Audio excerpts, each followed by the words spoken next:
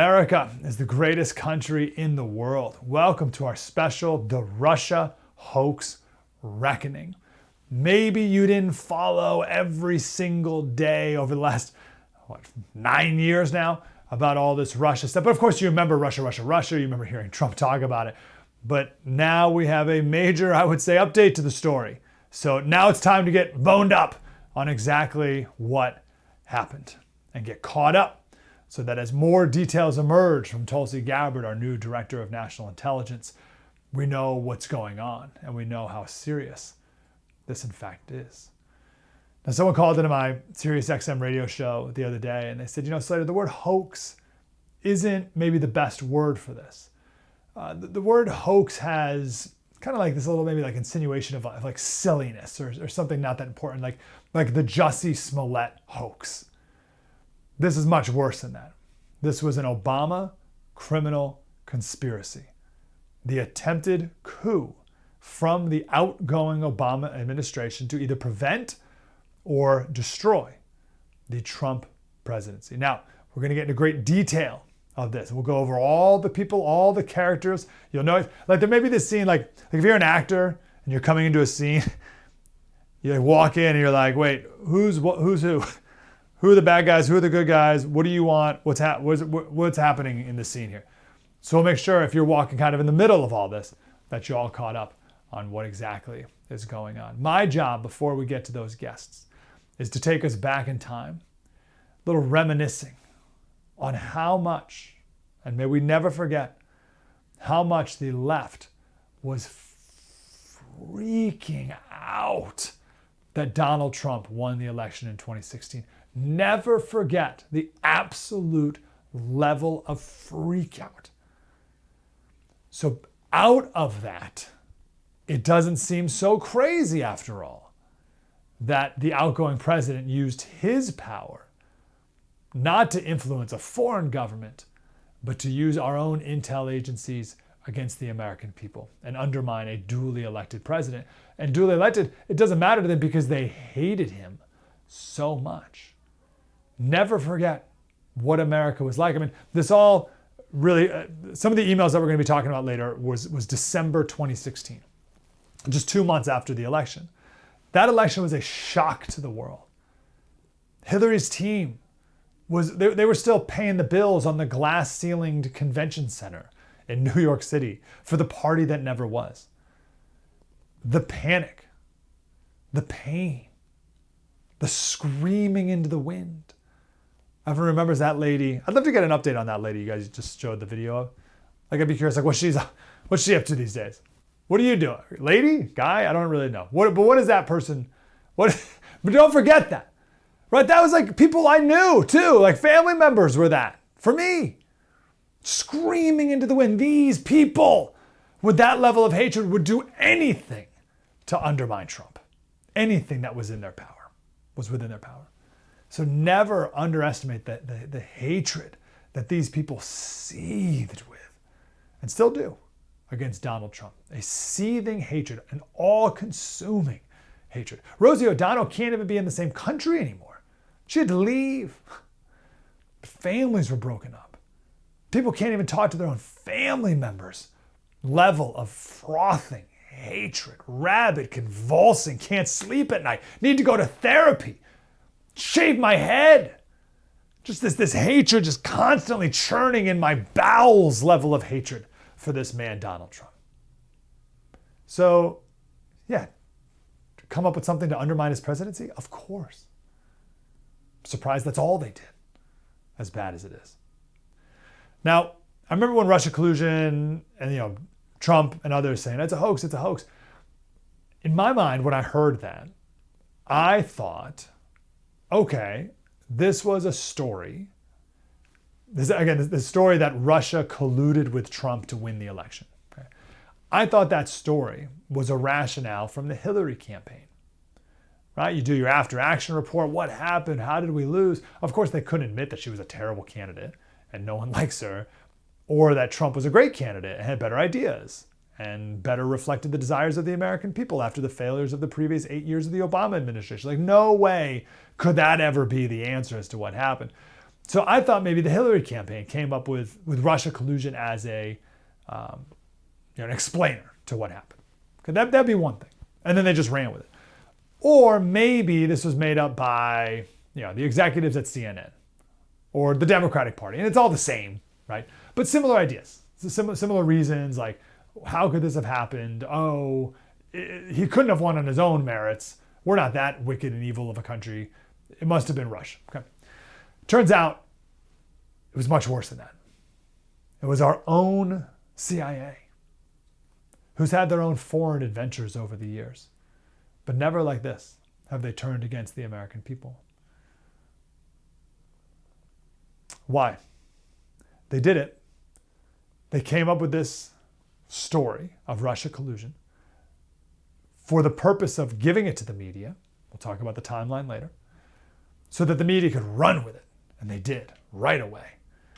So that they could say stuff like this. So that Hillary could say stuff like this. This was CBS. Before we play this, pay attention to all the jump cuts.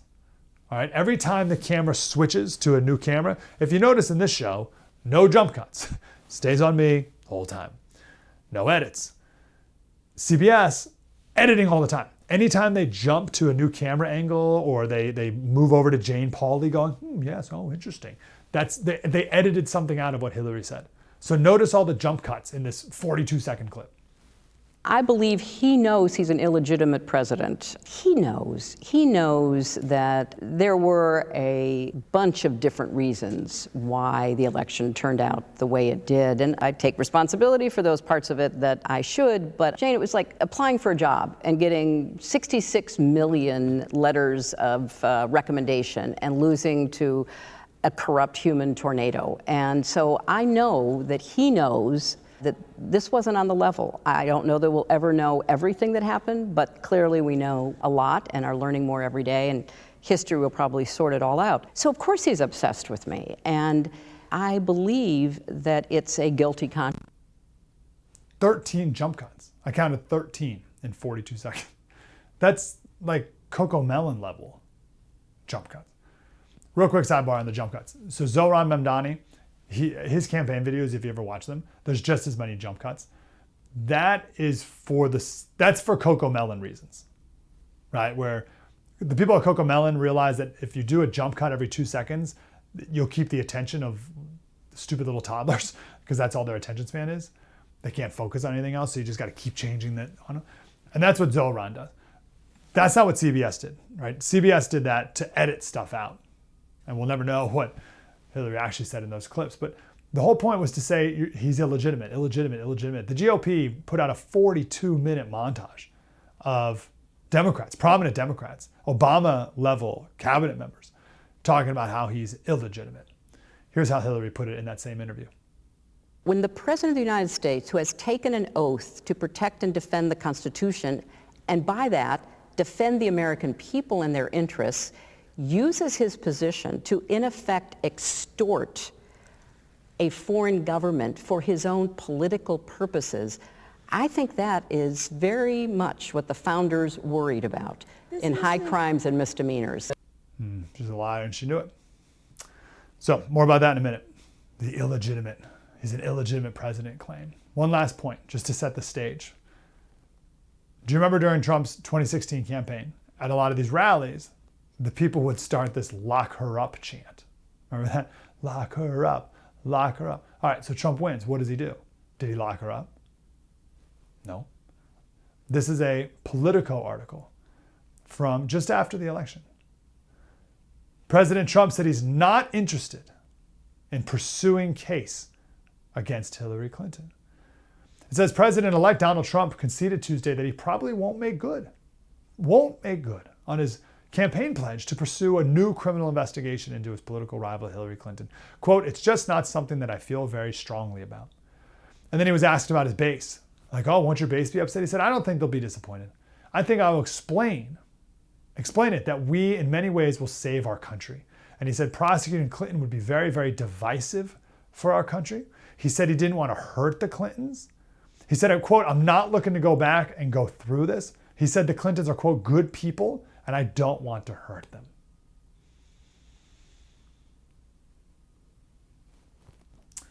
How did she and how did the entire left repay his magnanimity? How did they repay his kindness? By trying to destroy his business, take all of his money, and throw him in jail for 90 years. What they did not foresee is that President Trump would ever have power again and be able to take another crack at it. Here's what he said at a recent event.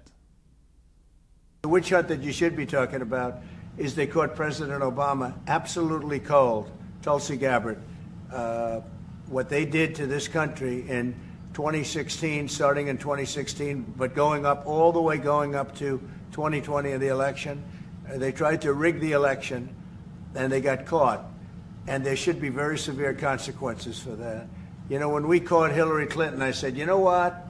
Let's not go too far here. It's the ex-wife of a president, and I thought it was sort of terrible. And I let her off the hook, and I'm very happy I did.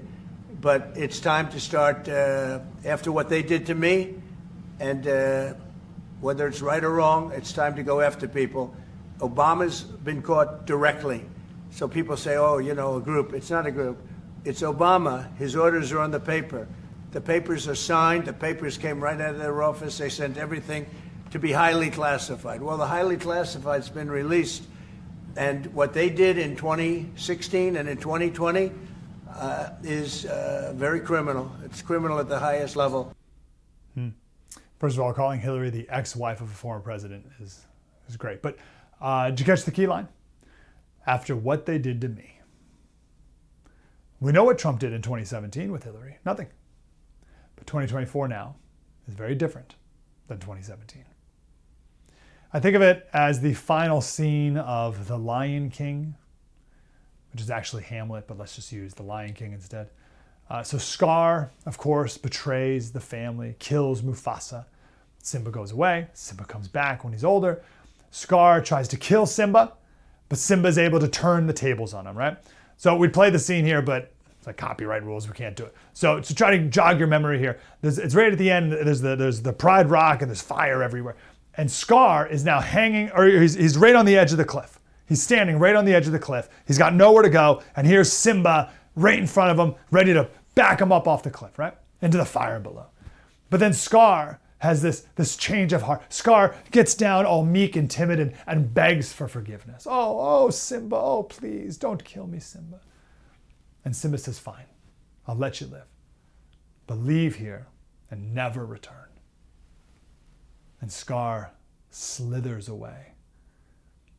And then once he's now free and standing behind Simba in a final act of betrayal, he slaps the ground and smashes these ashes, these burning ashes into Simba's face. And then when Simba's distracted, Scar jumps on top of him again and tries to kill him. Trump let Hillary go, just like Simba let Scar go. Trump let Hillary go with the message, go away, go very far away, and don't ever come back. You can go do your silly Clinton Foundation stuff. Good luck getting any donations. But go away and don't ever come back. They did come back. And they tried to put him in jail multiple times. And they tried to undermine his entire presidency. You think Trump forgot this? No. She never went away. And now he has the opportunity to throw all of them over the cliff into the flames below again. I imagine, let me stop here because we got some great guests here, but I just imagine Trump's political decision making, and this is all done in an instant, right? But he's got like this formula in his brain. It's like Goodwill Hunting, you know, like this big complicated mathematical formula. And Trump's instantly able to figure out what to do with this formula. But maybe in the past, part of the formula equation was like E equals what my enemies would think about it, right? That's been removed from the equation. There's no more E. It doesn't matter what his enemies think. He's, right? You see it with deporting. Oh, should we deport everyone? I don't know. My enemies won't think that. It doesn't matter anymore. Doesn't give a rip. Trump maybe said, oh, you know, you can't go after Obama. Oh, you can't go after Obama. He was a former president. It's like, so was I. These people won't stop until they're stopped. But by the end of this special, I just wanted to lay the groundwork, just like what was happening in our country at that time. Now that we're reminded of that, when we're done with this special, you will know every player and everyone involved with the whole Russia hoax, Obama criminal conspiracy, right here on the First TV.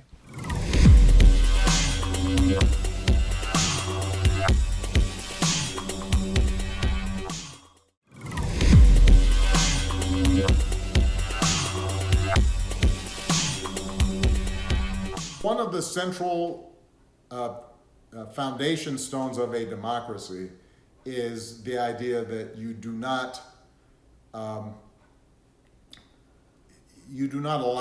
the politicization of the criminal justice system, the intelligence system, the military, right? That is stuff that you keep out of politics, right? Because it's too dangerous. Wow, when he said that, he knew exactly what he did. That's amazing. There's no one better to talk about this than Hans Menke. He's the author of Swift Boating America, Exposing the Russiagate Fraud from the Steele Dossier to the FBI's Crossfire Hurricane Investigation. Hans, thank you for being here. That's a pretty wild clip, isn't it? Because Obama, that was 2020. He knew what he did. He knew what he did, from the beginning? Can you start from the beginning? I don't know where the beginning is, but start Sure. from the beginning and bring us up to now. Sure. The beginning that is documented, obviously we don't know what happened in some back room in 2013, 14, whatever. But in terms of stuff that's documented, where we have emails, documents, and so on, there's an email from within the Clinton campaign from February 2016, where they discussed this project to smear Trump. And as it turns out, that was the project that Trump was colluding with Russia, and they called it the Swift Boat Project. Hence, my book is called Swift Boating America. So that's what we know, February 2016. The Clinton campaign then did a whole number of things. They hired Christopher Steele. They hired this guy called Mark Elias, this Democrat lawyer who sort of ran this thing behind the scenes. They pushed information into the FBI. They hired Nellie Orr, who's this wife of one of the top DOJ officials. I mean, a lot of things going on, but this was all on the Clinton side. Now, at some point, and we are not entirely sure when, but probably around July of 2016, the government comes in and sort of takes over the Clinton hoax. So it was a Clinton hoax, and the government said, okay, we're going to weaponize this against Trump. We're going to do this sort of in tandem to Clinton. And then after she lost in November, it was just the government. So it was just the government pushing this hoax. So that's sort of the rough timeline. Okay, that's really important to know. Can we go over some people? Sure. Who were the government people? Because I don't care if Hillary does it. That's campaign stuff, all right. But let's go over some government people. So who were the main people that in the government who took it over from her? Probably we have to put John Brennan, the CIA director, at the top of that pyramid. Now, people say Obama, and obviously John Brennan isn't going to do anything, especially not anything illegal, as he did, and lie about it and so on, unless he had the go-ahead from Obama. So I think we can take that as a given. But in terms of things we can actually prove, where there's a paper trail, I'd put Brennan at the top of that pyramid of people who did really bad things. Now, his involvement started in July of 2016. Again, that's documented. Maybe it started earlier, but in terms of us having proof of it. And what happened was that the U.S. intelligence services got a tip that the Russians had found out that this entire Russia collusion scheme was a Clinton campaign plot. So they'd overheard some Clinton people talking about it. So basically the Russians knew that the whole thing was a hoax. And then Brennan found out. So Brennan knew that the Russians knew. So Brennan told Obama, and then they all knew. The only people who didn't know were the Trump campaign. So they all knew this was a Clinton campaign hoax. And instead of basically ignoring it or telling Hillary to cut it out, because of course this is very dangerous when you paint your opponent as a Russian agent, or doing anything like that, investigating Hillary. I mean, many options on the table at that point in time. Again, July of 2016. But Brennan did none of those things. Brennan and Obama, and then in very short order, FBI Director James Comey as well, all of these guys went after Trump. So they weaponized what they knew was a Clinton campaign hoax, and they knew the Russians knew, which is sort of the irony here, against Trump. So they kind of doubled down on the Hillary hoax, and that's sort of that's what we're hearing right now about all these new documents coming out that that shows that actually happened, and we have proof of those things. Now we did have one document that came out many years ago that proved that Brennan knew, and yet he pushed this hoax against Trump, and that Obama knew, and so on. But right now, in the last week, this week, and so on, we're finding out a lot more of the details of what exactly happened back then in July of 2016. Okay, so John Brennan was the head of the CIA at the time. What crime is this? We can talk about wrong, immoral. What crime was committed?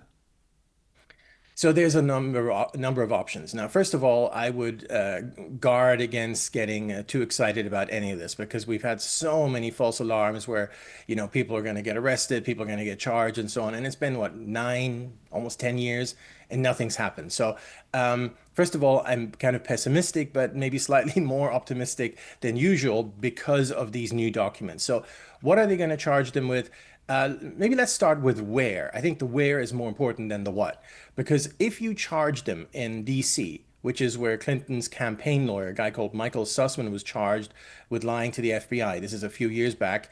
And the jury just laughed it out of court. In fact, the jury later on said, we're not going to convict Clinton's campaign lawyer. It's just not going to happen. If you charge in DC, you're better off just not charging at all. It's a total joke. Don't do that. Also, don't charge in Northern Virginia, because it's more or less the same thing. It's a suburb of DC. So that is, I'd say, the most important thing. Charge it in places like, Oklahoma, West Virginia, Florida, maybe, and find creative ways of taking your cases there. Democrats always do that. They always take their cases to other jurisdictions. They find ways. So I think that's number one. Now, in terms of what you charge them with, I mean, the most obvious one, the one that all the Trump people were charged with, is lying. That's 18 U.S.C. 1001, lying in a matter concerning the government, like lying to an FBI agent, lying to, in anything to do with the government. In this case, it would be lying to Congress, because a lot of these people, Comey, Brennan, and so on, they were called to testify, and we can now prove. We have all the evidence, we have all the documents to prove that they lied to Congress. And so that's the most obvious one. The one I'd probably prefer personally is the conspiracy, because you had more people doing this. And the reason why conspiracy is probably better than lying in terms of the charges is because conspiracy, you don't have the clock running out. On lying, the clock runs out after 5 years. So if you haven't charged them within 5 years, you can never charge them again after the date they lied. On conspiracy, the clock keeps getting renewed. Anytime anyone does anything to further the conspiracy, the clock starts again. So you get another 5 years, another 5 years. So you don't have the problem with the clock running out. And what's the conspiracy? Well, there's a conspiracy statute to defraud the United States. So basically, you are preventing the United States government from its normal functioning. That's the broad statute. And that's the one I probably go for here, because what they did in making up this intelligence and lying about what they knew, in going after Trump and weaponizing lies against Trump, accusing him of being a Russian agent, he was at first a candidate for president, and then he was the actual president. And if you do that, you are most definitely obstructing the proper functioning of the US government. So that's the one that I'd focus on. Yes. Great. Let's go over a couple of other people. So we talked about former then head CIA, John Brennan. What about the Director of National Intelligence, James Clapper? What's his role in this? He, we don't hear about him as much, because his role was kind of more of a conduit in the background. So he doesn't appear in these documents as sort of the main character. So in some of these new documents, Brennan is literally suppressing intelligence. He's literally promoting fake intelligence. He's doing those things. With Comey, we have the exact same evidence. For Clapper, we do not have something that's quite on that level. But what we do have for Clapper, again, as Director of National Intelligence, he was sort of the nerve center of all these things. But in my view, he wasn't so much of the brains behind it. Nominally, he was the nerve center, but I think the other ones were, not that he wasn't running the show, but they were running the show more than him. But what we do have with him is, again, the false statements, where he would come out afterwards, and there's a lot of clips of him, both in sort of testifying to Congress, things like that, as well as just in media, where he just outright lies about all this stuff and pushes this Trump-Russia collusion hoax, which he knew to be false. So Not a reason not to go after him, but I'd certainly put Brennan and Comey higher up on the list of Okay. targets. Well, let's talk about Comey. So FBI Director James Comey, what was his role in it? Right. So he was his role was as the main. The CIA cannot get involved in domestic politics by law, which, by the way, they did. So that's not good, and that's something that needs to be looked at. But in terms of trying to give this the color of, something legitimate, what they did is they outsourced this investigation to the FBI. So at that point, Comey took it over. And that's something called the Crossfire Hurricane investigation.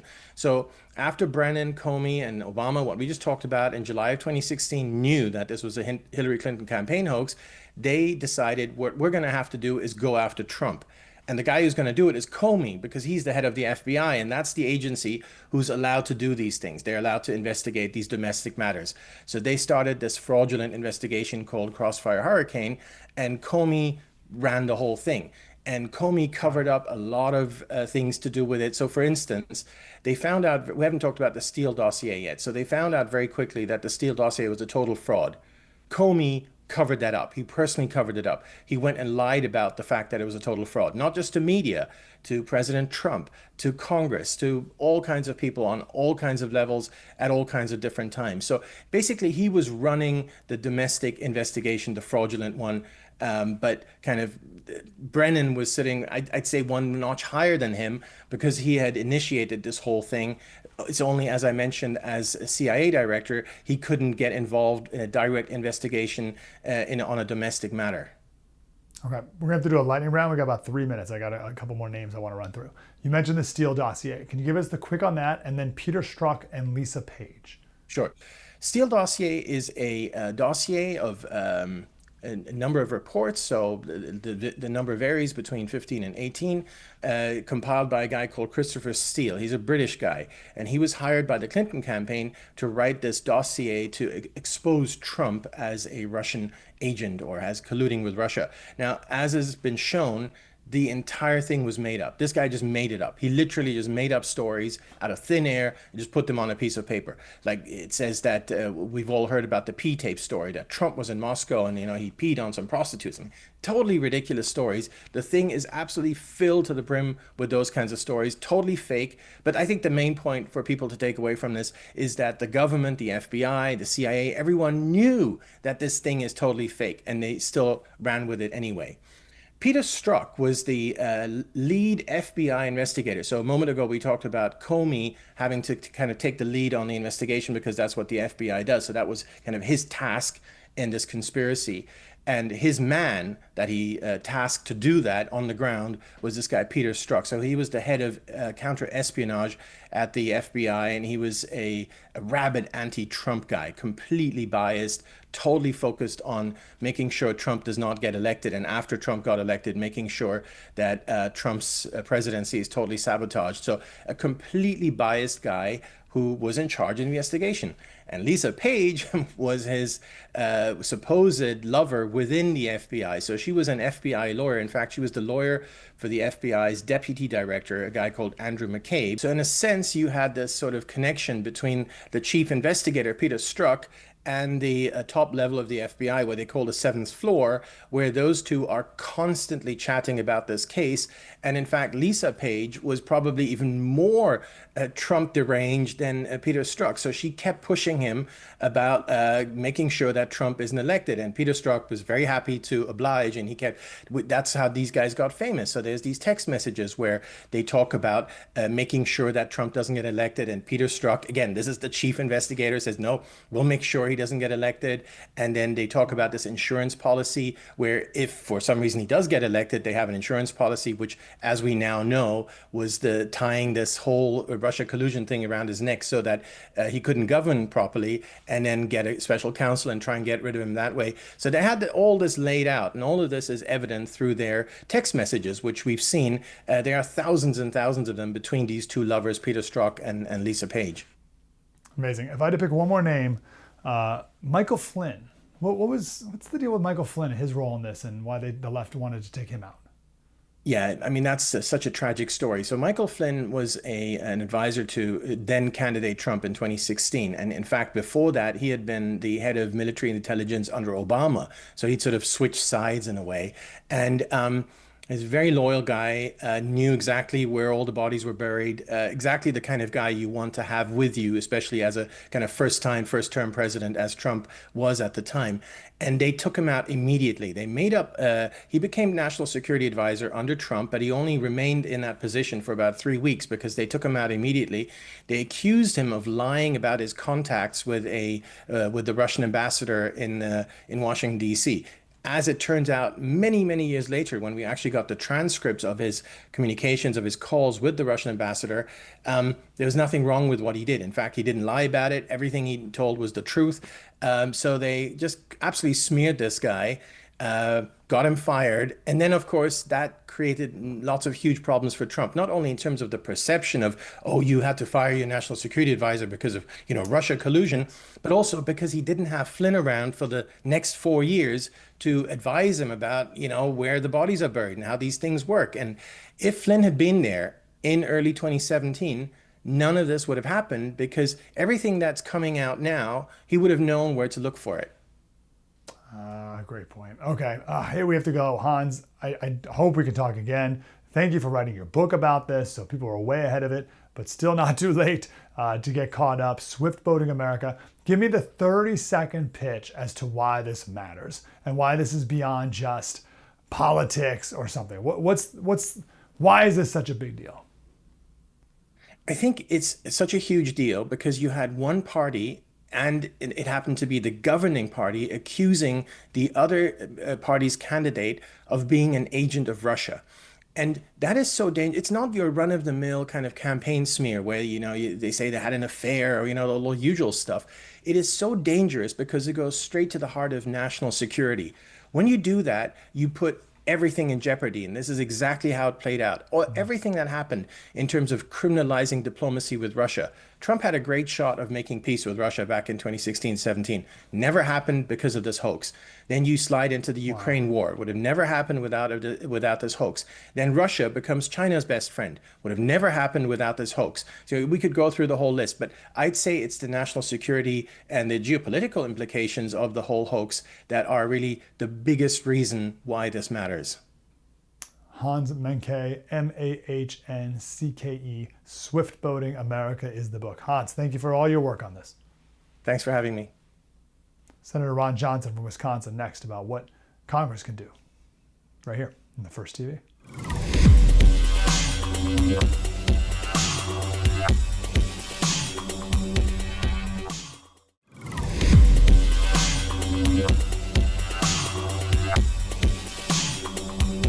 Welcome back to Politics by Faith, the Russia hoax reckoning. The great senator from Wisconsin, Ron Johnson. Senator, how are you? I'm doing well, Mike. Hope you are too. Yes, I am. First, why does this all matter? Who cares? It's some political shenanigans, Senator, that's all. I mean, when you really consider the impact of what Hillary Clinton, Barack Obama, Joe Biden, John Brennan, all their henchmen, the whole cast of characters, the extent that they interfered in multiple elections, the fact that they created this political turmoil that really continues to this day, Russia and China could only dream of having a fraction of that destructive influence on American politics. So this is a big story. This ought to outrage every American. The problem is the vast majority of the legacy corporate media are radical leftists themselves, of the communication wing of the Democrat Party. And so they're clinging to their Pulitzer Prizes that were all based on this false narrative. They are complicit in this political turmoil, in this election interference.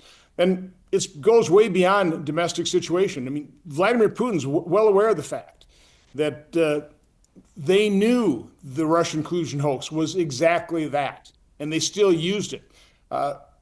Did that fact, I mean, the fact that then Joe Biden got elected on that basis, the fact that Obama and Biden are so weak, did that, for example, impact his decision to invade Ukraine?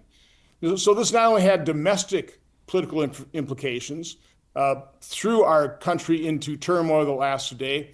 But I think it had pretty grave international and foreign relations implications as well. So again, the destructive part, the Democrat Party, the radical leftists in it, it is the Democrat Party. They are destructive. They are the dangers to our democracy. Can you think of examples, or is there as prominent of an example of an intel agency, the CIA, turning into America like this? We could talk and people can criticize the CIA getting involved with other foreign nations, but to turn on America like this, what's that about? No, this is completely unprecedented. And again, it's not just this. Again, this was the president of the United States, fully aware of the fact that Hillary Clinton approved a plan to make up a political dirty trick against Donald Trump. Foreign intelligence had picked up on that decision. John Brennan briefed the president that this was all happening, and yet they continued to use the Steele dossier, even though they knew the subsource was somebody that the FBI was investigating as a Russian agent. So again, they knew this back in 2016, and yet they ran with it. This is beyond a political dirty trick. I mean, this is just subversive. I think it's literally treasonous. And again, the mainstream media won't point out how horrible this is. They'll talk about how Donald Trump's a danger to democracy because he's a stooge of Russia, but that's all made up.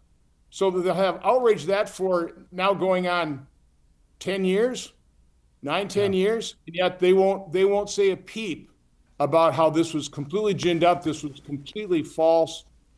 This was all done by Democrats, by Obama, by Biden, by Clinton. Their leaders led this effort of subversion and treason against the United States of America. I think it was Molly Hemingworth who said, if it was true that this Russia collusion with Trump and so bad that it deserved front page coverage for years, then it is even more deserving that the truth of the story be on the front page of the media as well. But of course, to your point, it's nowhere. Okay, so what do we do now? We got Tulsi Gabbard on it. We have the executive branch doing what they can do. You're in the Senate. What can be done in the Senate? Well, we expose it. I just read, walking over here, apparently Kash Patel has found a bunch of documents in a burn bag. He'll be turning those over to the Judiciary Committee and Senator Grassley.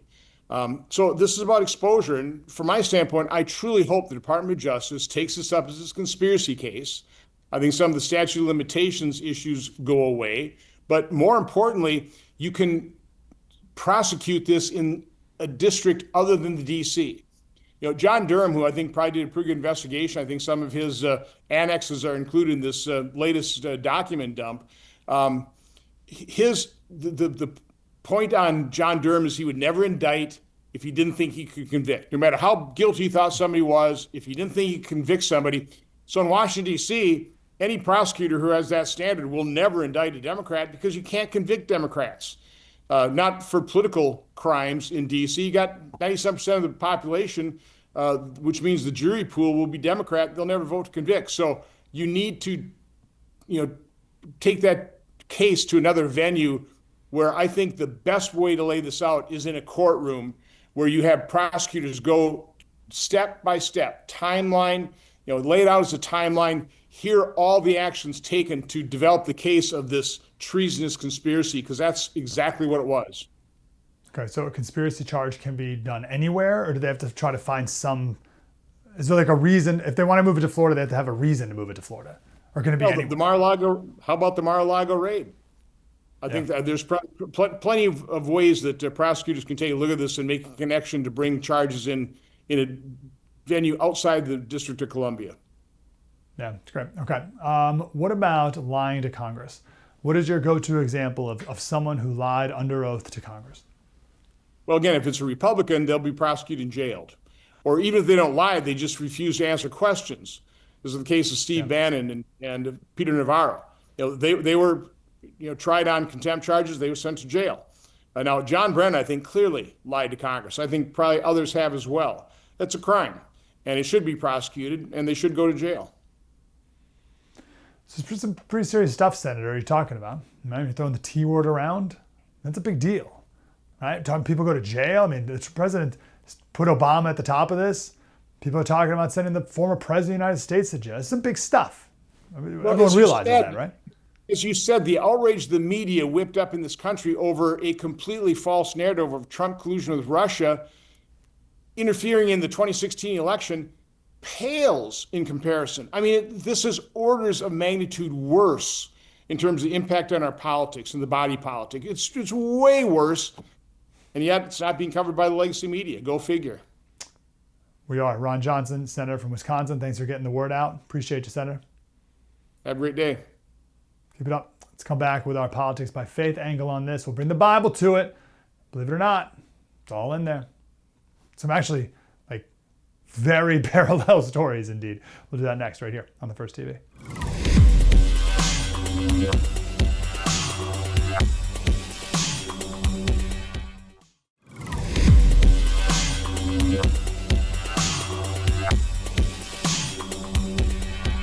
Welcome back to Politics by Faith, talking about the Russia collusion hoax, the Obama criminal conspiracy, more like it. We went long on our guests because they were so great. There's so much information here that we got to get caught up on. But I do want to end on a biblical note. So my podcast, Politics by Faith, is what we do. We take the news of the day and then we run it through a biblical filter because it's all in the Bible. There's nothing new under the sun. Everything is in there. And when I say everything, I mean everything. And years ago, I took that as a challenge.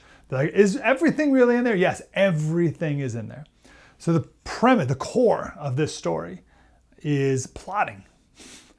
Right? Behind the scenes plotting for evil. Well, Psalm 21:11. Though they plot evil against you and devise wicked schemes, they cannot succeed. You say, oh, so that's not really about political plotting of, okay. There's a couple scenes in the Bible of plotting for wickedness that didn't work out for the plotters. Joseph's brother, that'd be a good one. Plotting to kill him, ultimately selling him into slavery. God had Joseph protected the entire time. May not have looked like it over all those years, but God was there. That's why it says in Genesis 50:20, you intended to harm me. But God, this is Joseph talking to his brothers, you intended to harm me, but God intended it for good, to accomplish what is now being done, the saving of many lives. Maybe a closer parallel, because in the end, Joseph forgave his brothers. But maybe some closer parallels would be the ploy to throw Daniel into the lion's den. These people hated Daniel, so they tricked the king into signing a decree. And Daniel broke the decree, praying, so they threw him in the lion's den. Didn't work. And then when the plot was unveiled, what happened? The king ordered them to be thrown into the lion's den. And the lions are so ravenous that their bodies never even touch the ground. And then another pretty one-to-one story actually is Haman had a plot to destroy the Jews, but Mordecai overheard him. There were no emails back then, but would have been like the equivalent. So Queen Esther foiled the plot, and then Haman was executed on the plotter was executed on the very same gallows that he built for Mordecai. But in the end, he was executed on them. Pretty good, right? The sinister plans of the wicked, they don't work out. They don't work out. And even if it seems like they do here on earth, God has the afterlife taken care of for them. So you don't have to worry about it. Come up with an evil plot, good luck. God knows everything. He'll use it for his glory in the end. Politics by Faith, everywhere you listen to podcasts. Join us over there. We do one pretty much every day. Politics by Faith. Mike Slater, the First TV.